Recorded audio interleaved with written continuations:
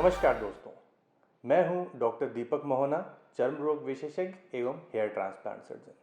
और आज हम बहुत ही इम्पोर्टेंट टॉपिक पर डिस्कस करने वाले हैं।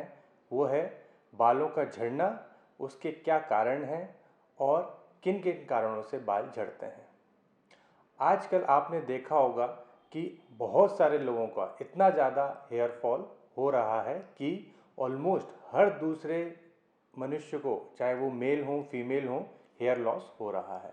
और इतना ज़्यादा प्रेवलेंस होने के बाद भी बहुत लोग सही ट्रीटमेंट नहीं जानते हैं, बहुत लोग उसके कॉजेज़ ऑफ हेयर लॉस नहीं जानते हैं और इसी कारण से वो धीरे धीरे करके अपने बाल खो देते हैं, अपना सौंदर्य खो देते हैं। तो आज मैं आपको बताऊंगा कि क्या रीज़न्स हैं जिससे कि हेयर लॉस होता है।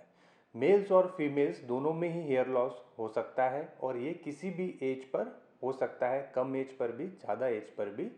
और हेयर लॉस होने के मेन जो रीज़न्स रहते हैं वो प्राइमरी 6 रीज़न्स होते हैं।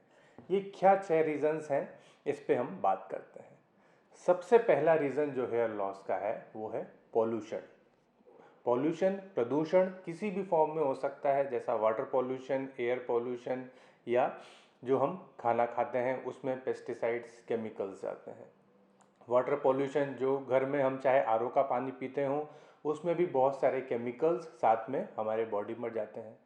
और एयर पॉल्यूशन, जिसमें कि जो हम सांस लेते हैं, आज आपको मालूम है कि हवा शहरों की खासकर कितनी पॉल्यूटेड हो चुकी है, तो वो सारे भी पॉल्यूशन के कण हमारे बॉडी में जाते हैं। तो यही सब पॉल्यूशन धीरे धीरे करके हमारे बॉडी में इकट्ठा होता जाता है और जब ये बॉडी हमारी एक्सक्रीट करती है बाहर, उसके बाद भी कुछ अंश इसके शरीर के अंदर रह जाते हैं। दूसरा मुद्दा हेयर लॉस का है स्ट्रेस। आज के समय में किसको स्ट्रेस नहीं है, चाहे वो घरेलू स्ट्रेस हो, जॉब रिलेटेड स्ट्रेस हो, रिलेशन स्ट्रेस हो, कितने ही कारणों से लोगों को स्ट्रेस होते हैं और वो तनाव से धीरे धीरे करके हेयर लॉस होता जाता है। थर्ड फैक्टर जो आप सब लोग भी बहुत इसको तवज्जो देते होंगे, न्यूट्रिशन। आखिर खान पान से कैसे हेयर लॉस हो जाता है। न्यूट्रिशन एक ऐसी चीज़ है जिसका कि हेयर लॉस से डायरेक्ट संबंध है। कैसे? क्योंकि जो हम खान पीन खाते हैं, यूजुअली हमारी इंडियन डाइट में जो फोकस होता है वो सारा कैलोरीज को लेके होता है। और उस कैलोरीज को लेके कहीं ना कहीं हम उन कैलोरीज की मात्रा तो पूरी कर लेते हैं, लेकिन जो विटामिन्स हैं, मिनरल्स हैं, या और भी बहुत सारे माइक्रो न्यूट्रिएंट्स हैं, जब वो शरीर में धीरे धीरे करके कमी होने लगती है तो हमारी बॉडी उन न्यूट्रिएंट्स को जब खींचती है अपने वाइटल फंक्शंस, जो ज़रूरी काम है बॉडी के, उनको पूरा करने के लिए, लिवर, किडनी, हार्ट को चलाने के लिए, तो कहीं ना कहीं वो चीज़ बाल की जड़ों से कम होने लगती हैं और बाल की जड़ों में वो डिफिशिएंसी उन माइक्रो न्यूट्रिएंट्स की होने लगती है। फोर्थ फैक्टर है जेनेटिक्स, अनुवांशिकता। ये मुख्यतः पुरुषों में ज़्यादा रोल प्ले करता है। इसको मुख्यतः हम पुरुषों में एंड्रोजेनेटिक एलोपेशिया या फिर अनुवांशिकता और हॉर्मोन्स के प्रभाव द्वारा जो हेयर लॉस होता है उस ये चीज़ बोलते हैं। और अनुवांशिकता का एक रोल ही रहता है। बहुत लोग ऐसा सोचते हैं कि सिर्फ अनुवांशिकता ही एक ऐसा कारण है जिससे हेयर लॉस होता है। नहीं, ये सारे ही फैक्टर मिलके काम करते हैं। उसके बाद जो पांचवा रीज़न है वो है हॉर्मोन्स।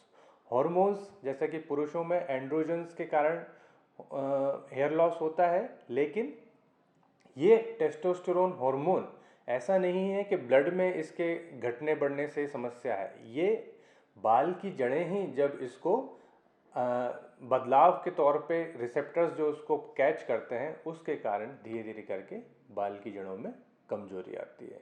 और महिलाओं में हार्मोन्स के जो प्रभाव होते हैं वो, जैसे पॉलीसिस्टिक ओवरी डिसीज़ एक महिलाओं में होती है, उसमें हार्मोन्स निकलते हैं, ओवरीज से सिक्रीट होते हैं, उनके कारण भी बाल की जड़ों में कमजोरी आती है। छठा रीज़न जो है वो है एनवायरनमेंट फैक्टर्स। आजकल हम सभी लोग अलग अलग जगह पर जिस तरह से रहते हैं, अर्बनाइजेशन शहरों में बहुत ज़्यादा हो चुका है, इंडस्ट्रियलाइजेशन बहुत ज़्यादा हो चुका है और समय दर समय चीज़ें भी बदलती रहती हैं। जब कोरोना महामारी आती है तो उसका एक अलग समय होता है, लोगों की जगह चेंज हो जाती है, लोग टैप वाटर की जगह बोरिंग का वाटर यूज़ करने लगते हैं बाल धोने के लिए। तो इसने बहुत सारे एनवायरनमेंट फैक्टर्स समय के साथ जो बदलते हुए बाल की जड़ों को नुकसान पहुंचा सकते हैं। तो मेरी ये कोशिश रही कि आपको एक ऐसे कॉमन 6 रीजंस बताऊं जिससे कि आप ये समझ सकें कि आखिर हेयर लॉस क्यों होता है, क्योंकि जानेंगे समझेंगे तभी आप अपने बाल झड़ने से रोक पाएंगे और सही मार्गदर्शन में ट्रीटमेंट करेंगे तो आप अपने बालों को झड़ने से रोक भी सकते हैं और ट्रीटमेंट करा के उन बालों को वापस पा भी सकते हैं। धन्यवाद।